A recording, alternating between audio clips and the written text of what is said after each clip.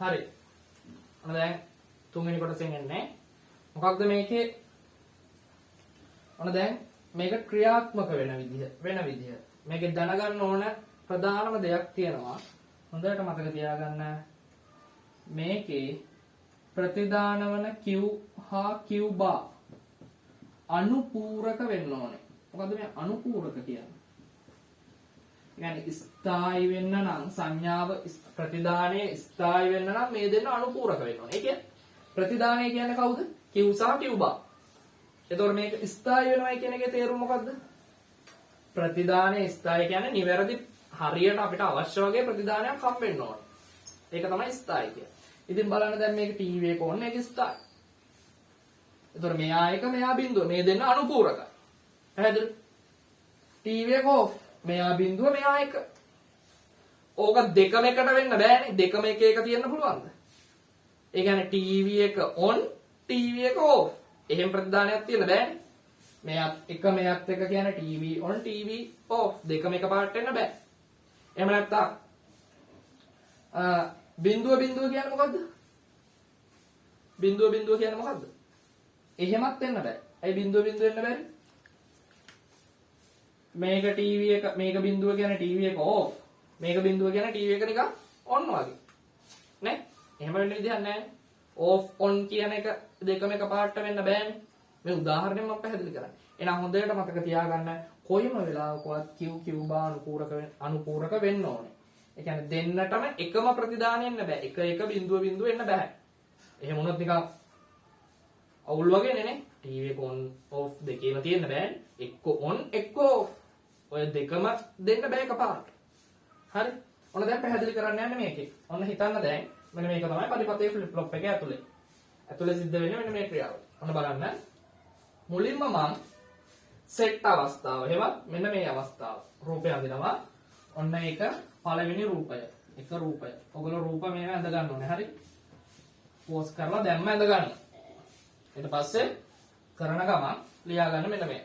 එතකොට S ට 1 R ට බිඳුව. හිතා? දැන් අපි දන්නේ Q ට මොකක් ඒවිද කියලා. දැන් මේකට අනුව දන්නවා Q ට 1 කියලා උදාහරණයට අනුව. අපි දන්නේ ප්‍රතිදාන මොකක් වේවිද කියලා මුලින්ම මේකෙන් හිතුවා. පැහැදිලි? ඒක නිසා මම උපකල්පනය කරනවා Q ට 1 දාලා. Q ට 1 කියලා උපකල්පනයක් හරි. අසාධාරණ වෙන Q ට බිඳුව දාලා බලනවා අපි හරි. Q ට 1 දානවා. Q ට 1 දැම්මම හොඳට මතක තියාගන්න මේ 1 මේකෙන් මෙතනට එකක් හම්බ වෙනවා. පැහැදිලිද? මේක දැන් මෙතනට එනවනේ. මම උපකල්පනය කරන ප්‍රතිදානය එකක් ඒවි. ඒ ප්‍රතිදානය ලැබෙනවා මෙතන ප්‍රදානයට. 1 O ద్వාරයකට නම් 1යි. no ద్వාරයකට නම් බිඳුවයි. ඒතර මෙතන බිඳුවයි. දැන් ටිකක් ගැලපුණාද? අපි 1 කියන උපකල්පනය මෙතන බිඳුව එනවා. 1 කියලා උපකල්පනය දැම්මම මෙතනට බිඳුව එනවා. ඇයි මොකක්ද අපේ මූලික අවශ්‍යතාවය? මූයි අනුපූරක වෙන්න ඕනේ. අනුපූරක වුණානේ. හරි. මෙතනට 1 මෙතනට බිඳුව ආවා. පැහැදිලිද? ඊට පස්සේ මේ බිඳුව දැන් අනුපූරක වුණා කියලා අපි මේක හරි කියලා කියන්නේ එකපාරට. Q ටත් 1 මෙයාට බිඳුව. ಜಾති දෙකෙන් ආවයි කියලා මේක එකපාරට හරි කියන්නේ නැහැ අපි. මොකද කරන්නේ දැන්? මේ බිඳුව මෙයාට හම්බ වෙනවා. බිඳුවයි O එකකින් නම් 1යි. no එකෙන් මොකක් වෙනවද? බිඳුවයි O එකකින් නම් බිඳුවයි O එකකින් නම් බිඳුවයි. no එකෙන් ආයි 1. කියන වටේ ගිහාම අපි කරපු උපකල්පනය සත්‍ය වෙනවා. දැන් අපි පටන් ගත්තේ මෙතනින් උපකල්පනය. මෙතනට 1 දැම්මා. ඒක මෙතනට ලැබුණා. ඒතර 1 මොන අවස්ථාවද අපි ගත්තේ? මෙන්න මේ අවස්ථාව. බිඳුව 1 කියන අවස්ථාව. S ට 1 R ට බිඳුව කියන අවස්ථාව අපි ගත්තේ මුලින්ම. මේ අවස්ථාවේදී මම උපකල්පනයක් කරනවා Q ට 1 එන්න ඇති. උපකල්පනය. Q ට 1 આવොත් බලන්න මේක ගැලපෙනවද කියලා. ගැලපෙනවද කියලා බලන්නේ කොහොමද? මෙතනට 1 ඒක මෙතනට ලැබෙනවා 1 O එකකින් 1යි no එකකින් නම් බිඳුවයි. හරි. මං කරපු උපකල්පනයට අනුව මුන් දෙන්න අවුලක් නැහැ. හරි. වැඩේ හරි. මුන් දෙන්නගේ වැඩේ හරි. ඒ මුන් දෙන්නගේ වැඩේ මොකක්ද? අනුපූරක වෙනවා. ඒ කියන්නේ මුන් දෙන්නට එකම සංඥාව ලැබෙන්න බෑ. එයා ගැලපෙනවා. ඉතින් බලන්න දැන් මේ බිඳුව මෙතනට යනවා. දැන් අවශ්‍යතා දෙකෙන් එකක් සම්පූර්ණයි. මුන් දෙන්න අනුපූරක වෙන අවශ්‍යතාවය. දෙවෙනි එක තමයි අපි වටේ ගියාම අපේ උපකල්පනයත් හරියන්න ඕනේ. දැන් වටේ යනවා අපි දැන්. මෙතනට එකනම් මේ බිඳුව මේ බිඳුව මෙතනට ගියා. බිඳුවයි O එකකින් නම් බිඳුවයි නෝ එකකින් නම් එකයි. ඒ කියන්නේ ආයි වටේ ගියාම මෙතන කරපු උපකල්පනය සත්‍යයි. ඒ කියන්නේ මේ කරපු එක ගැලපෙනවා. පැහැදිලිද? අපි කරපු උපකල්පනය හරි. ඒ කියන්නේ මොකක්ද? S ට එක R ට බිඳුව දුන්නොත් Q ට එක Q බාට බිඳුව කියන එක ගැලපෙනවා.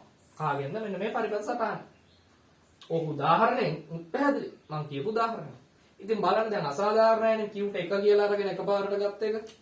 ඒක සාධාරණ කරන්න මම හිතනවා Q බිඳුව වුණා.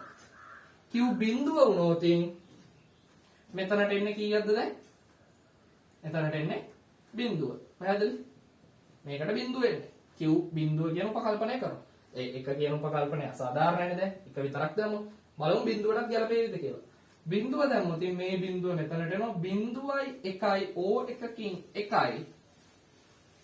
බිඳුවයි එකයි O එකකින් එකයි නෝ එකෙන් බිඳුවයි. මෙයක් ගැලපුණා. හරිද? ගැලපෙනවද දැන්? මේක ආදේශ කරලා දැම්මොත් මූට ආවේ බිඳුව මූටත් ඇවිල්ලා තියෙන්නේ බිඳුව.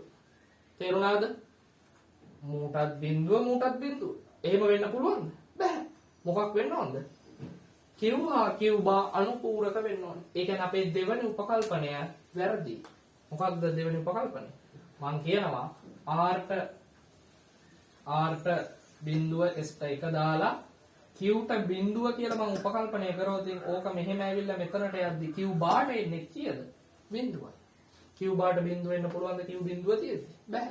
එහෙනම් මෙතනින් එහාට අපි මේක වටේ යන්නෙත් බෑ. මොකක්ද? අපේ පළවෙනි අවශ්‍යතාවය මොකක් වෙනවද? වරදිනවා. එහෙනම් හොඳට මතක තියාගන්න S ට එකයි R ට බිඳුවයි ආවතින් පිළිතුර මොකක් වෙන්න ඕනද? Q ට එකයි Q බාට බිඳුවයි එන්න ඕන. මෙයාට බිඳුවයි මෙයාට එකයි එන්න බෑ. දැන් තේරුණාද ඒක? හරි. ඔන්න පළවෙනි සටහන පැහැදිලි. ඔන්න දැන් දෙවෙනි අවස්ථාව. දෙවෙනි අවස්ථාවේදී අපි කරන්නේ මොකක්ද? හොඳට බලන්න දෙවෙනි අවස්ථාවේදී කරන එක. දෙවෙනි අවස්ථාවේදී කරන්නේ මේක දෙක රූපය කියලා දාගන්න.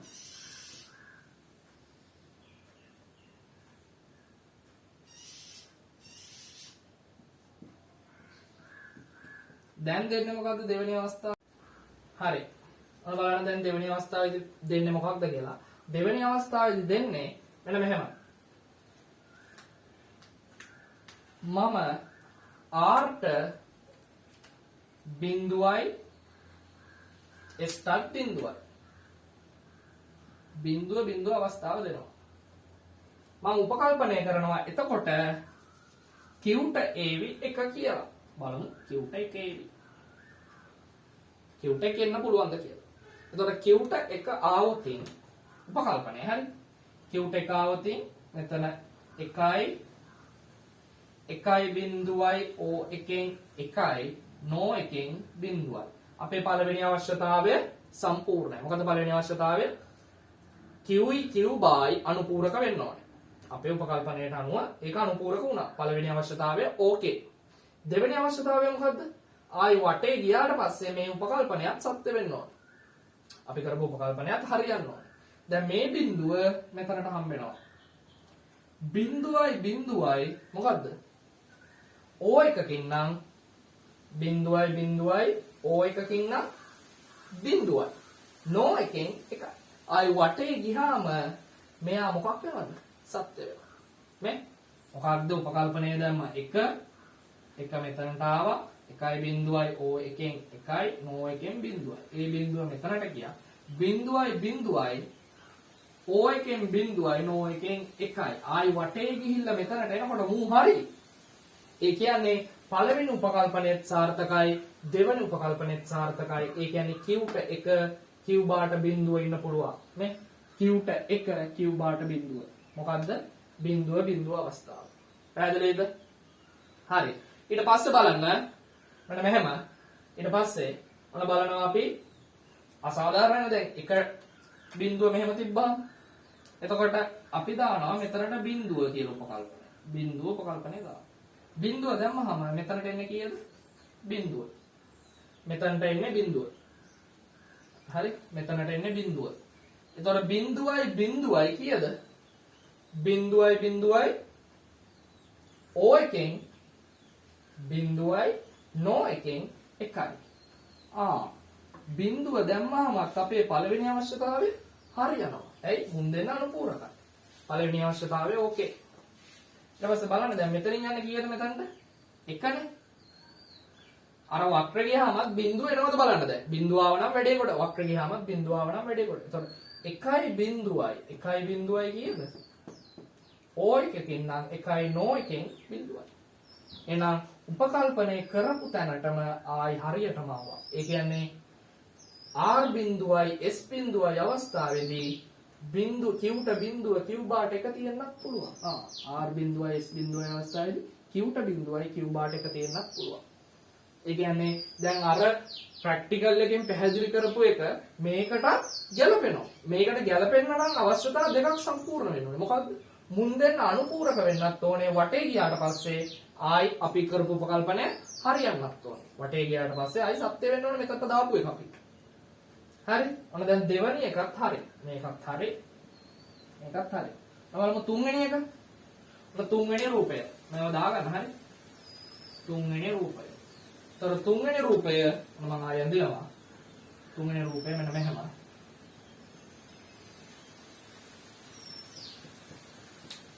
නෝදුවාර පාවිච්චි කරලා තමයි අපි වැඩේ කරන්නේ. හරි?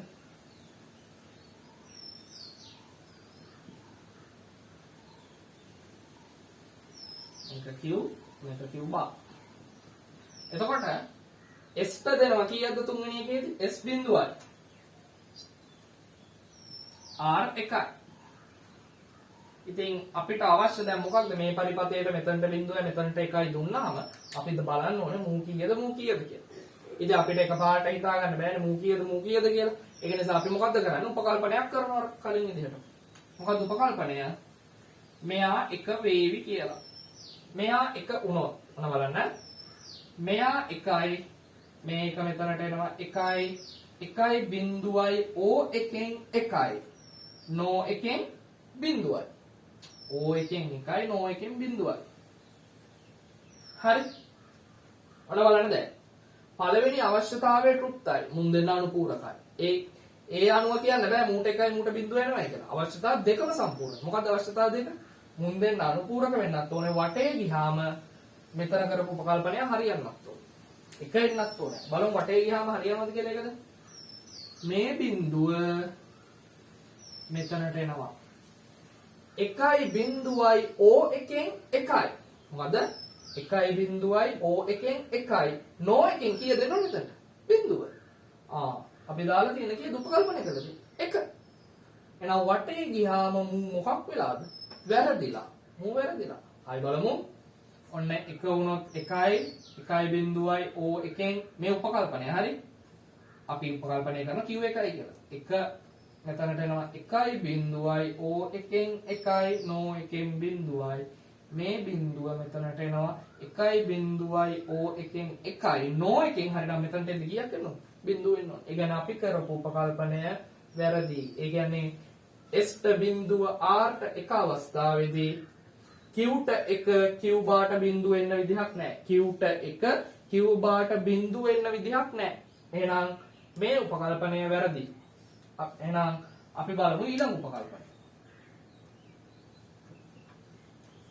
S ට බිඳුව R ට එක අවස්ථාවේදී අපි ඊළඟට උපකල්පනය කරනවා S ට බිඳුව R ට එක අවස්ථාවේදී මෙයා බිඳුවක් කියලා. කලින් කරේ එක උපකල්පනය කියලා. මෙයා බිඳුව වුණොත් මේ බිඳුව මෙතනට එනවා. බිඳුවයි O එකෙන් කීයද? බිඳුවයි O එකෙන් බිඳුවයි no එකෙන් එකයි. මුන් දෙන අනුපූරකද? ඒක තමයි අපි මුලින්ම බලන්නේ. අනුපූරකද? ඔව්. එහෙනම් පළවෙනි අවශ්‍යතාවය හරි. දැන් බලමු වටේ ගියාම ආයි මු වෙනවද කියලා. මෙතන එකයි. මේක යනවා මෙහෙට. එකයි කීයද? O එකෙන් එකයි no එකෙන් බිඳුවයි. වටේ ගියාමත් මු හරියනවා මේ. මේක මෙතනට යනවා 1 O එකෙන් එකයි no එකෙන් බිඳුවයි. එහෙනම් අපි කරපු උපකල්පනයට අනුව අවශ්‍යතා දෙකම තෘප්ත වෙනවා. මොකක්ද? මුන් දෙන්න අනුපූරක වෙන්න ඕනේ. හරි. ඒ වගේම වටේ ගියාම අපි කරපු උපකල්පනයත් හරියන්නේ. හරිද? S ට බිඳුවයි R ට එකයි. S ට බිඳුවයි R ට එකයි. Q ට බිඳුවයි Q බාට එකයි. ගැලපෙනවා. මෙයාත් හරි. හරිද? ඊට පස්සේ බලමු දැන් අනිත් එක. මේකට මොකෝ වෙන්නේ කියලා. දැන් මේකේ අවස්ථා දෙකම පැහැදිලි කරා, මේකත් පැහැදිලි කරා මේක. දැන් එක අවස්ථාව. බලමු එක අවස්ථාවේ මොකද වෙන්නේ. මෙතනට දානවා 1. එතනට 1 දාලා මෙතනටත් 1. හරි? 1 1. අපි උපකල්පනය කරනවා